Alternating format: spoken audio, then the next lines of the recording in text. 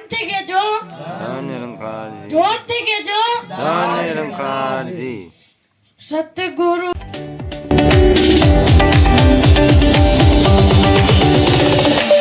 પ્રેમથી કહેજો, ધન નિરંકારજી, જોરથી કહેજો, ધન નિરંકારજી. सतगुरु ऐसा कीजिए जैसा पूनम का चांद तेज कर पण तपे नहीं उल्टाया पे आप सतगुरु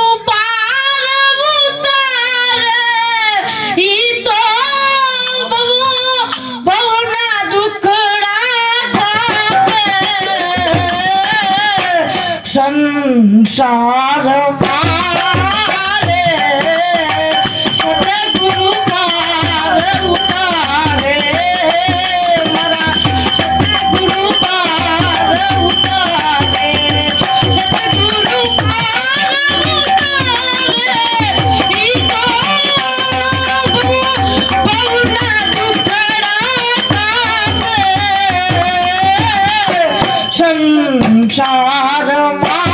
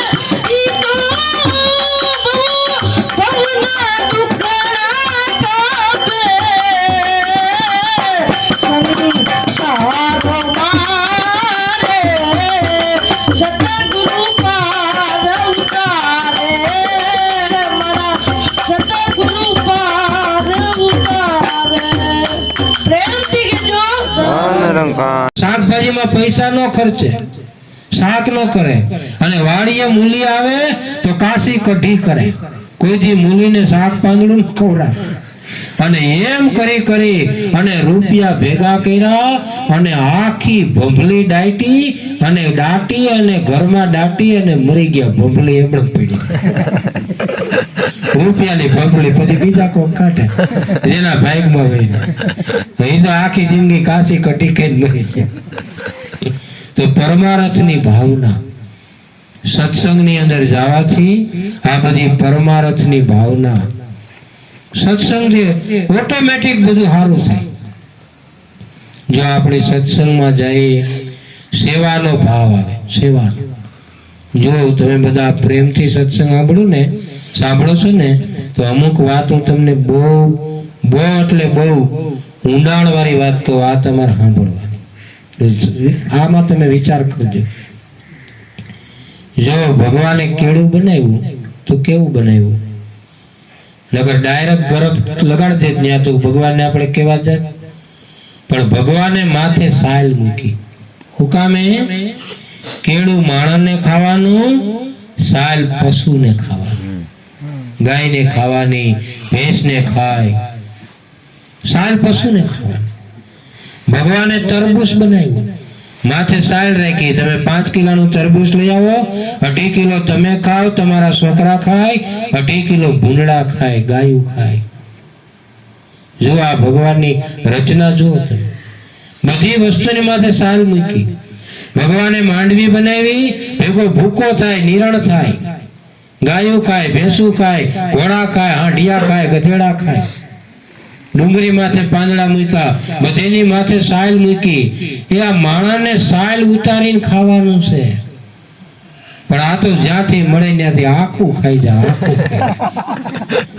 આખું તરબૂચ. પછી આખી રાત આપો થાય તો કે પછી કે અમને પેટમાં દુખે, ભાવનગર દવાખાને ગયા તા, પાલીતાણા ગયા તા, ક્યાંય સારું નથી થતું, પણ આખા કુટુંબનું આખું ખાઈ ગયું. નાના ભાઈની સાયલ ઉતારી. સાયલ ઉતારતા ફાવે છે? એક માના પેટના જૈના દીકરા અને બેન જ્યારે હારે જાય, લાખો કરોડો રૂપિયાની મિલકત ઉપર થપ્પો મારીને બેન હોઈ જાય કે 1 રૂપિયાની મિલકત મારે ભાઈ પાસેથી નથી જોતી, અને 6 મહિને બેન ઘેરે આટો દેવા આવે તો ખિસ્સામાંથી પાકીટ કાઢે અને આમ જોવે કે 50 નોટ દઉં કે 100 ની નોટ દઉં. સાયલ ઉતારતા આવડે છે? મોટા મને બેનને 500 ની નોટ દેતા જીગર હાલે છે? બેન રાજી થઈને જાય છે ઘરેથી? તો આ જે સંતો મહાત્મા શાસ્ત્રમાં આપણને સમજાવે છે કે ભગવાને આપણને આપ્યું છે તો આપણે બીજાને આપીએ તો એમાંથી આપણને વધારે સુખ મળે. તો આ કોણ કરી શકે? જેને ભગવાનનું જ્ઞાન છે, જેને ભગવાનની માથે ભરોસો છે, ઈશ્વરની માથે ભરોસો છે. તમારી પાસે કાંઈ નથી પણ તમને ભગવાન માથે ભરોસો છે. તમે ભગવાનને જોયા છે, ભગવાનને જાણ્યા છે, પ્રત્યક્ષ માણ્યા છે. તમારી સામે પ્રમાણભૂત ભગવાન છે, પ્રમાણભૂત.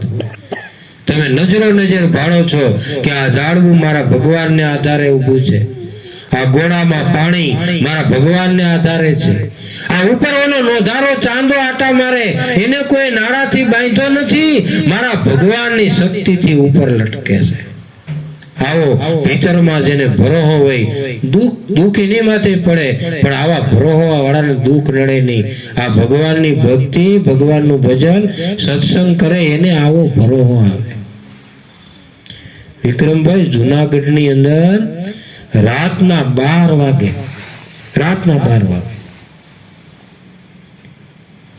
નરસિંહ મહેતાને એના ભાભીએ રાતના 12 વાગે ઘરની બહાર કાઢ્યા. નરસિંહ ભગતડા, તારે કઈ કામ કરવું નથી. તારા ભાઈ તો રાજમાં વણોતર છે, નોકરી કરે છે, કામીન લઈ આવે. તું કઈ કામ નથી કરતો, ભગતડો છો.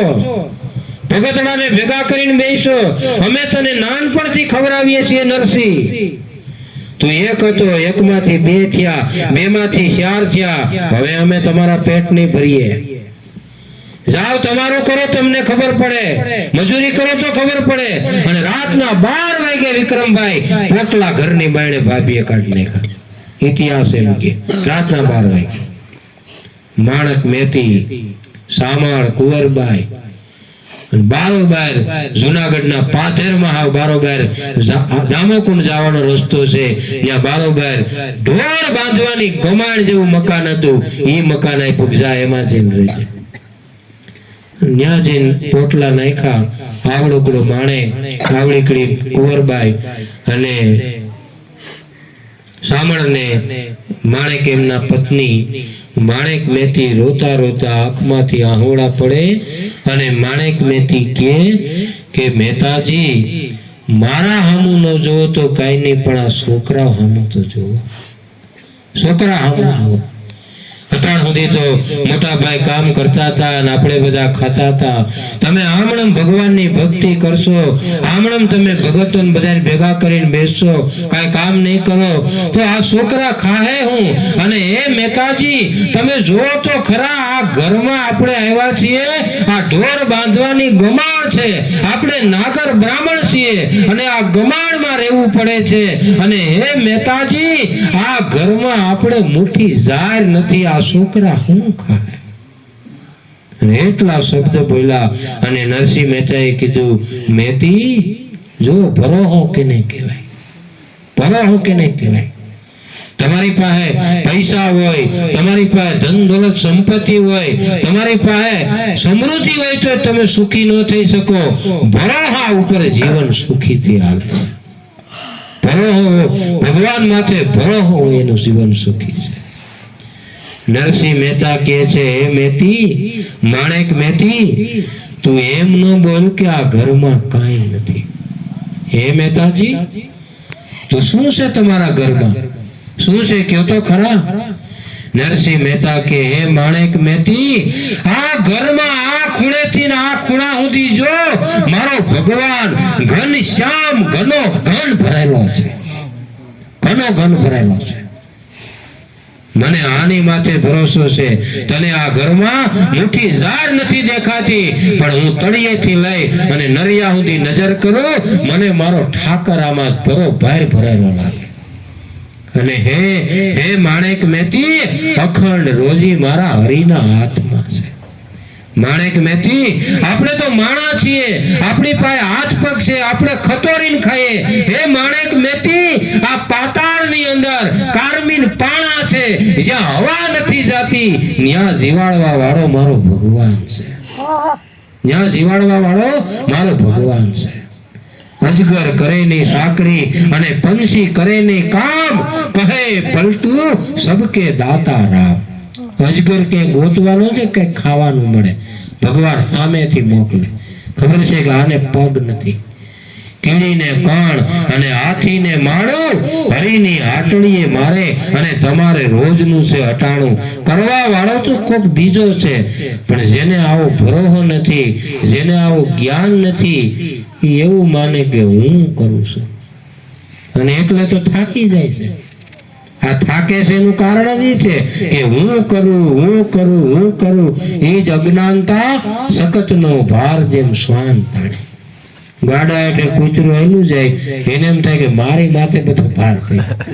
ભાર તો બિચારા બળદિયા કે છે, તું તો સાયે હેલું કરે. એમ એને અમુક મોટી ઉંમરના બહેનો હોય કે આખું કુટુંબ મારે હિસાબે હાલે. સત્યનારાયણ ની કથા કરો તો મને પૂછીને કરજો. દીકરા દીકરીના લગ્ન કરવા હોય તો પેલા મારી પાસે આવજો, મને પૂછવું નહીં, મને પૂછ્યા વિના કર નાખ્યું. કુટુંબ નો કાકો હોય તો કે મને ડાયર નો સખાડી. હું કરું હા હું કરું એ અજ્ઞાનતા છે. તો ભગવાનના જ્ઞાનથી શું થાય? ભગવાનના જ્ઞાનથી પેલા તો અભિમાન મટી જાય. હું કઈ સમજ નહીં, હું પણ મટી ગયો, હું પણ આનો ભાર ઉતરી ગયો. હું કઈ કરતો નથી, જે કરે છે એ ભગવાન કરે છે, ઈશ્વર કરે છે, પરમાત્મા કરે છે. તમે આપણાથી શું થાય વિચાર કરો. તમને એક ઉદાહરણ આપું. આ હાથના નખ છે ને ભેગું આપણા પેટમાં જાય ને તો આપણે રોગ થાય.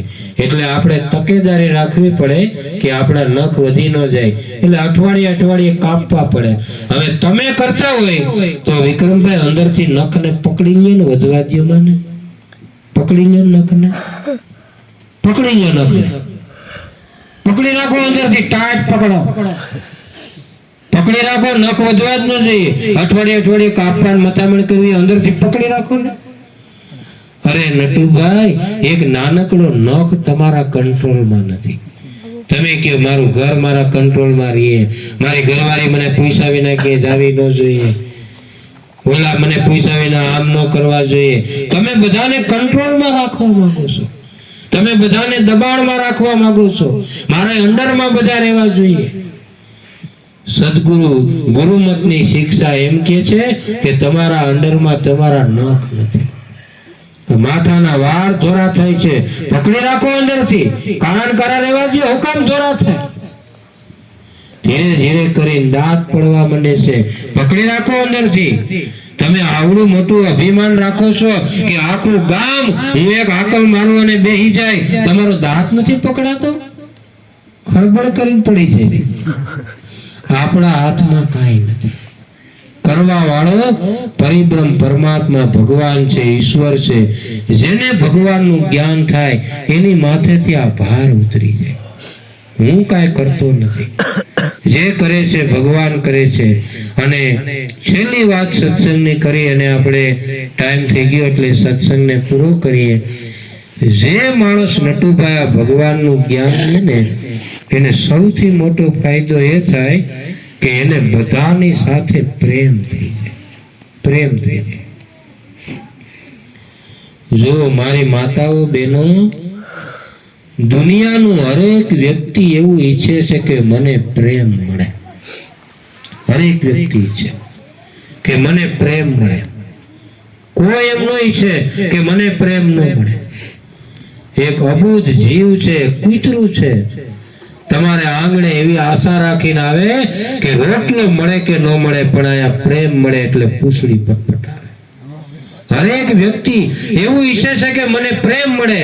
અને વૈજ્ઞાનિકોએ તો ન્યા સુધી પ્રયોગ કર્યા, વિદેશની અંદર કોઈ જે ઝાડવું કાપવું હોય ને તો કુવાડી ન મારે, આડો પાડોના ભેગા થઈ અને ઝાડવાને મેણા ટોણા બોલે. હે ઝાડવા, તું નકામું છો, તું કાંઈ કામનું નથી, તું અમને નડતર રૂપ થાચો, તું અમારે કાંઈ કામનું નથી, તું જલ્દી હુકાઈ જા, તારા પાંદડા હુકાઈ જાય, તારા ફળ ખરી જાય, તારા ફૂલડા હુકાઈ જાય. અને વૈજ્ઞાનિકના પ્રયોગ કરેલી આ વાત છે. જેણે તારે જમીન પે પિક્ચર જોયું એ બાળકોનું માઇન્ડની જે થિંકિંગની જે વાત છે એમાં ઉદાહરણ આપ્યું. સાયન્ટિફિક પ્રૂફ છે કે તમે ઝાડવાને જો અડધૂત કરવા માંડો, ઝાડવાને તમે નકારવા માંડો તો ધીરે ધીરે ઝાડવું ફૂંકાવા માંડે. આ ઝાડવાને તમારો પ્રેમ જોઈએ. આને તમે પાણી પાવા જાઓ, તમારો પ્રેમ હોય તો ઝાડવું ખીલે, પ્રેમ ન હોય તો ઝાડવાય ફૂંકાઈ જાય. તો હરેક વ્યક્તિ એવું ઈચ્છે છે કે મારે પ્રેમ જોઈએ છે, મારે પ્રેમ જોઈએ છે. પણ વાંધો એ છે, દેવાની વાત આવે કે અમારે દેવો નથી, કોઈને દેવો નથી, બધાને જોઈએ છે.